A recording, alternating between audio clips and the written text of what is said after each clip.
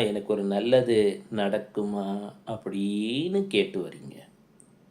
அடியேனும் கவலை வேண்டாம், நல்லதே நடக்கும், இறைவனை மனதில் வழிபட்டுக்கோங்கன்னு ஏதோ ஒரு எளிமையான ஒரு பாடலை சொல்லி இந்த பாட்டை சொல்லு, அல்லது மனதிற்குள் இறைவனை ஏதோ ஒரு வகையிலே தியானம் செய், நல்லதே நடக்கும், உன் கவலைகள் தீரும் என்று ஒரு வார்த்தையை சொல்லிவிடுகிறேன்.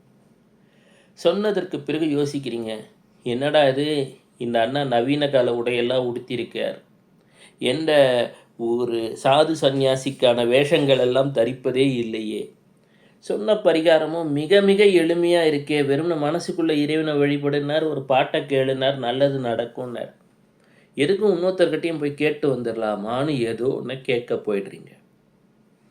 இது குரு பீடம். அண்ணா நீ விரும்புகிறீங்களோ விரும்பலையோ ஒரு குரு நிலையில் இருக்கக்கூடியவர். ஜோதிடம் என்பது எல்லாம் கடந்த ஒரு நிலையிலே இருக்கக்கூடிய ஒரு குரு. வந்து கேட்டுட்டு ஒரு சந்தேகத்தோட ஒரு தீர்வையும் சொல்லிடுறேன். மற்றொரு இடத்திற்கு சென்று வேறு ஏதோ உன்னை கேட்டால் பிறகு சுகரோடைய மொழி எவ்வாறு உங்களுக்கு நடக்கும்னு எதிர்பார்க்குறீங்க? நீங்கள் உங்களை தேட ஆரம்பிச்சிட்டீங்க, சுகர் அப்படியே விட்டுடுவார்.